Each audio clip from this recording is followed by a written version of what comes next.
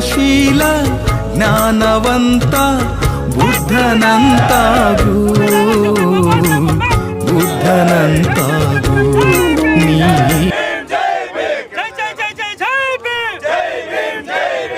ಇವತ್ತು 133ನೇ ಅಂಬೇಡ್ಕರ್ ಜಯಂತಿಯ ಕಾರ್ಯಕ್ರಮವನ್ನು ಆಚರಣೆ ಮಾಡ್ತಾ ಇದ್ದೀವಿ. ನಮ್ಮ ಭಾರತ ದೇಶದ ಅತ್ಯುನ್ನತ ಪವಿತ್ರ ಗ್ರಂಥವಾದಂಥ ಸಂವಿಧಾನವನ್ನು ರಚನೆ ಮಾಡಿದಂಥ ಮತ್ತು ಅದರದ್ದು ಕಾರಣೀಭೂತರಾದಂಥ ಡಾಕ್ಟರ್ BR ಅಂಬೇಡ್ಕರ್ ಅವರಿಗೆ ಅವರ ಜನ್ಮದಿನಾಚರಣೆ ಅಂಗವಾಗಿ 133ನೇ ಜನ್ಮದಿನಾಚರಣೆ ಅಂಗವಾಗಿ ನಾನು ಶುಭಾಶಯವನ್ನು ಕೊಡ್ತಾ ಇದ್ದೀನಿ. ಇವತ್ತು 133ನೇ ಬಾಬಾ ಸಾಹೇಬ್ರ ಜಯಂತಿಯನ್ನು ಹುಟ್ಟಿದ ದಿನವನ್ನು ಆಚರಣೆ ಮಾಡ್ತಾ ಇದ್ದೀವಿ.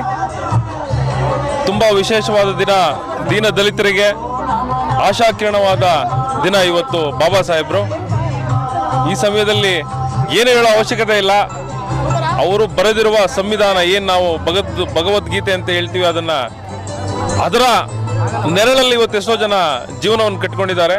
ಎಷ್ಟೋ ದೇಶಗಳು, ಸುಮಾರು ಒಂದು 18ರಿಂದ 21 ದೇಶಗಳು ಬಾಬಾ ಸಾಹೇಬ್ರ ಸಂವಿಧಾನದ ಅಡಿಯಲ್ಲಿ ಕಾನೂನನ್ನು ಪಾಲಿಸ್ತಾ ಇದ್ದಾವೆ. ಸೊ ಈ ಸಂದರ್ಭದಲ್ಲಿ ಎಲ್ಲರಿಗೂ ಶುಭ ಕೋರ್ತೀನಿ ನಾನು. ಜೈ ಭೀಮ್.